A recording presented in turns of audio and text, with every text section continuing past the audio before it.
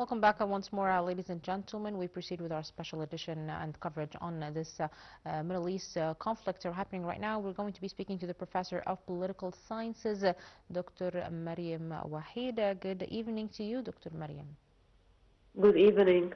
I hope you're doing well, and thank you for being with us on Nile TV International.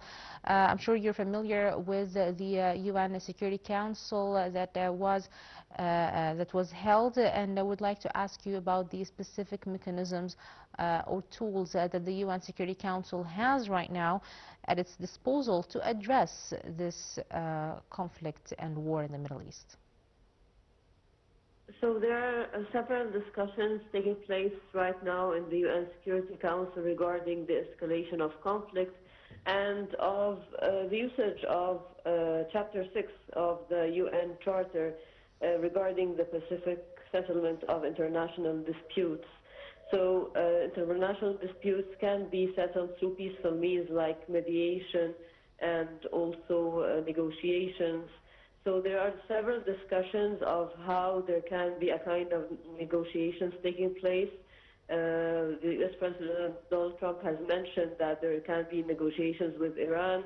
Iranian officials said that this is not taking place right now, and the proof for that there's still strikes taking place in Iran and also from the Israeli side on Lebanon, for example, on southern Lebanon and on Hezbollah. Different targets. So there is still escalation, and there are some also efforts pro-diplomacy and the different mediators like the Pakistani officials and also mediators from Egypt and Turkey towards reaching this peaceful settlement. And so this is part of what's taking place.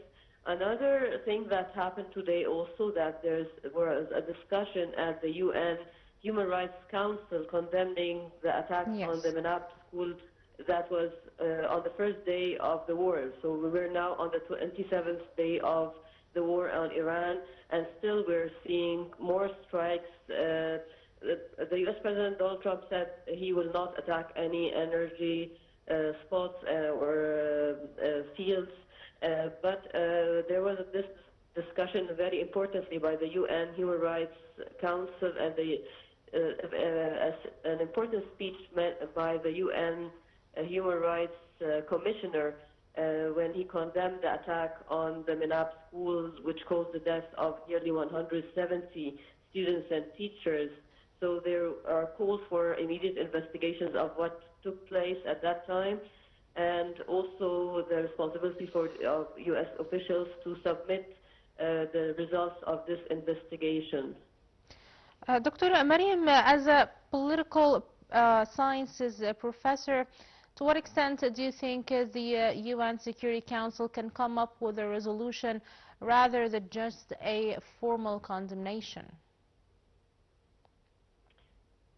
Regarding the resolution, right now I think it will be hard to take any kind of resolutions because of the veto that will probably stop any kind of condemnation because you know that after the Second World War, so the 5 countries that won the Second World War have this right of veto. So different proposals have been taking place nearly the past week regarding trying to solve the conflict and to end the war and having ceasefire. But unfortunately, this has not stopped the attacks till now. And how can, according to the veto, how can the non-member countries proceed with an agreement or any possible influence that could help them come to a result in their favor, in the favor of stopping the war and de-escalating?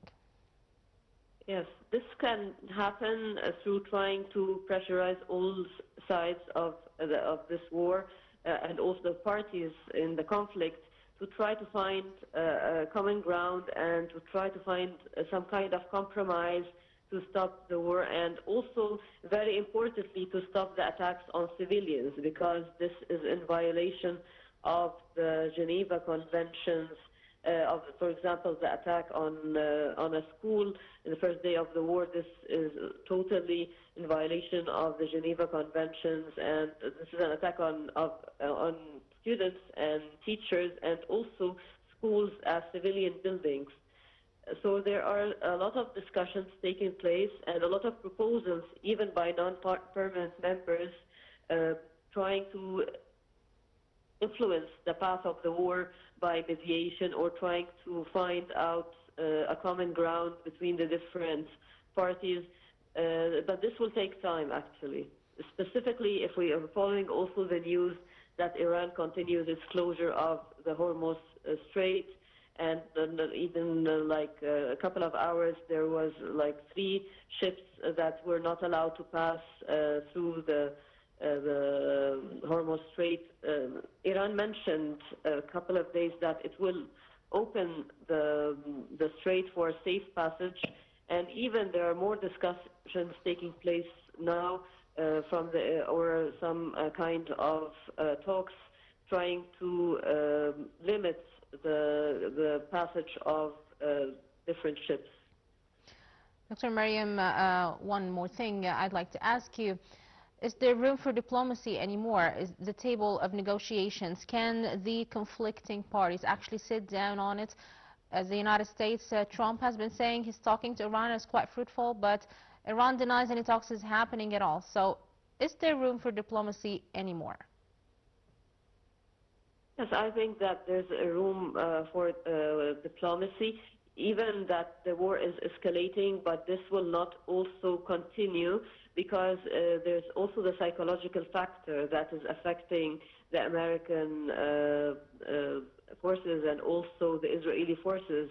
And so there's some different writings by observers that this attack also is influencing the psychological aspect of the war.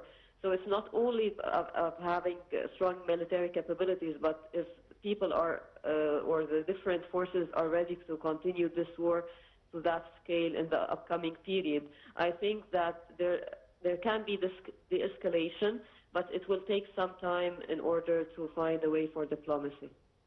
Thank you, Dr. Mariam Waheed, for being with us on Nile TV International. It was an honor speaking to the Professor of Political Sciences, Dr. Mariam Waheed. We thank you once more, and thank you for watching Nile TV International. Stay tuned for the French transmission right now.